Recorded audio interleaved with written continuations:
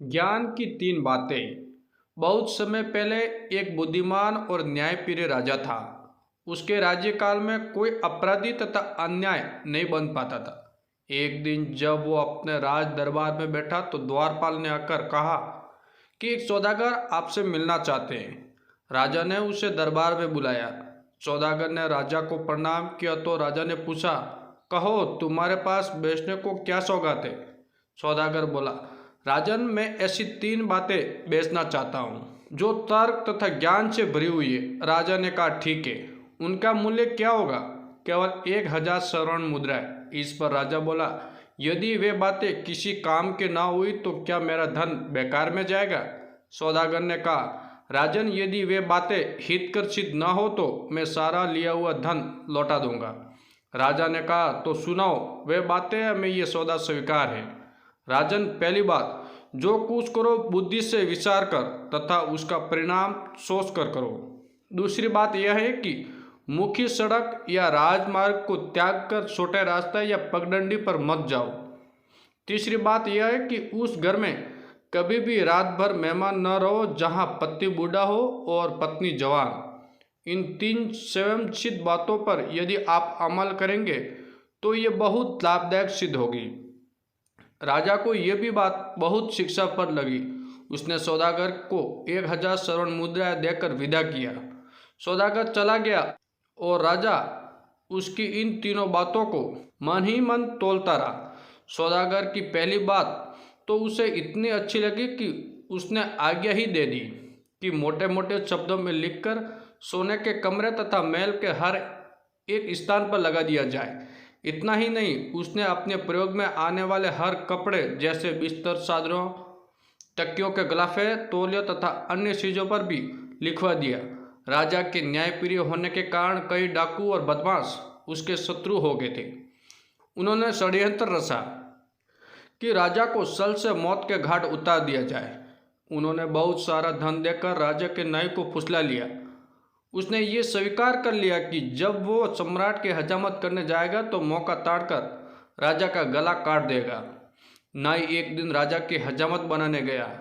उसने दाढ़ी पर पानी लगाया और उसे नरम करने तथा तभी उसकी नज़र उस तौलिया पर जम गई जो अपने सम्राट के गले में लपेट रखा था। उस पर लिखा था, जो कुछ करो वो अपनी बुद्धि से करो तथा उसका परिणाम सोच कर करो। नाई ने उसे कई बार पढ़ा तो पढ़ता गया और मन करता रह गया। वो सोचने लगा, यदि मैंने राजा को मार डाला तो उसका परिणाम मेरे लिए विनाशकारी होगा। मुझे भी पकड़कर कुत्ते की मौत मार दिया जाएगा। अंत जो कुछ भी मैं करूँगा उसे सोच समझकर और परिणाम को ध्यान में रखकर करूँगा। इस विचारधारा में तथा परिणाम के बारे में सोचकर वो इतना भयभीत हुआ कि उसके हाथ कांपने लगे और उसके हाथ से उस्तरा छूटकर नीचे गिर गया। राजा ने उसकी ये दशा देखी तो पूछा, क्या हो गया तुम्हें। राजा की बात सुनकर नाई होश में आया और हाथ जोड़कर प्रार्थना करने लगा, महाराज मुझे क्षमा करें, मैं आज आपका वध करने वाला था, परंतु तौलियों के शब्दों ने मुझे चौंका दिया। राजा मन ही मन सोचने लगा, सौदागर की पहली बात ने राजा ने मेरे प्राणों की रक्षा की है। और इसके पश्चात वो नाई से बोला, क्षमा तुम्हें इस शर्त पर मिलेगी कि तुम अब हमेशा के लिए वफादार रहने की प्रतिज्ञा करो। नाई ने ऐसा ही वचन देकर अपनी जान छुड़ाई। षड्यंत्रकारियों ने जब देखा उनका पहला वार खाली गया है तो उन्होंने एक और योजना बनाई। जब राजा अमुक नगर की यात्रा पर जाएंगे तो वे लोग उस नगर में जाने वाली एक पगडंडी में छुप जाएंगे। उनकी योजना के अनुसार राजा उसी छोटे रास्ते से जाएगा और वे छिपकर सबकी उसकी हत्या करेंगे। एक दिन राजा उसी नगर की यात्रा पर निकले। ये देख शत्रुओं ने भी अपना स्थान ले लिया और उसके आने की प्रतीक्षा करने लगे। राजा जब उस रास्ते के पास पहुंचा तो मंत्रियों ने कहा, राजन चलिए इस छोटे से रास्ते से चलते हैं। इस रास्ते से जाने पर हम जल्दी उस नगर पहुंच जाएंगे। राजा को सौदागर की दूसरी बात याद आ गई कि राजमार्ग को छोड़कर छोटे रास्ते पर न जाओ। राजा ने मन ही मन सोचा और मैं आज इसका पालन करूंगा। ये सोचकर मंत्रियों और सिपाहियों से बोला, मैं राजमार्ग से ही जाऊंगा। आप में से किसी को इच्छा छोटे रास्ते जाने की है तो जा सकते हैं। उसकी बात सुनकर कुछ सिपाही उसके साथ हो लिए और कुछ छोटे रास्ते से निकल गए। उन पर राजा के शत्रुओं ने आक्रमण कर दिया। रात को छुप कर किए गए आक्रमण से वे सभी मारे गए। राजा बिना किसी बाधा के दूसरे नगर पहुंच गया। रात भर भी जब सिपाही नहीं आए तो उनकी खोज की गई। उनको मारे जाने की सूचना जब राजा के पास पहुंची तो उन्होंने मन ही मन सौदागर को धन्यवाद देते हुए सोचा कि दूसरे सिद्धांत ने भी मेरी जान बचाई है।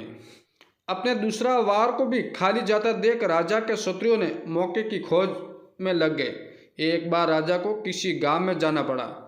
शत्रुओं ने सोचा इस बार अवश्य इसका वध करेंगे। वे पहले से ही उस गांव में पहुंचे। वह जिस घर में राजा के रहने का प्रबंध किया गया था, उन्होंने उसका पता निकाला।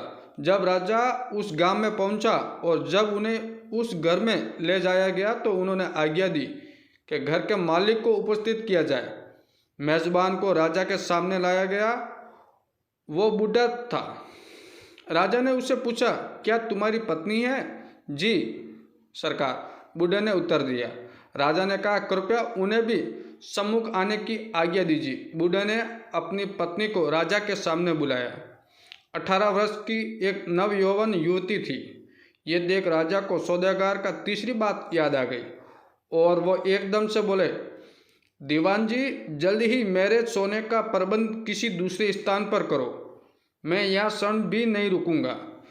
दीवान ने कहा, मगर महाराज, इन्होंने तो आपकी खातिरदारी का प्रबंध उत्तम रीति से किया है, क्योंकि गांव भर में कोई और मकान ऐसा नहीं। अगर क्षमा प्रदान हो तो रात भर यही रह जाए। इस पर राजा ने कहा, नहीं, मैंने जो निश्चय किया है वो बदल नहीं सकता। मैं इस मकान के बदले किसी झोपड़ी में रहना पसंद करूंगा। नौकरों ने एक छोटे से घर में उनके रहने का प्रबंध किया। जब वे उस दूसरे मकान में जाने लगे तो दरबारियों ने उधर न जाने की इच्छा प्रकट की। राजा ने उन्हें वहां रहने की आज्ञा दे दी। राजा चुपके से दूसरे मकान में चले गए। रात के अंधेरे में बूढ़े की पत्नी आई और एक एक करके उन सभी को मार डाला। दूसरे दिन सुबह जब उनके मारे जाने की सूचना राजा को मिली तो उसने भगवान को धन्यवाद देते हुए कहा, अगर मैं भी उसी घर में रहता तो मेरी भी मौत हो जाती।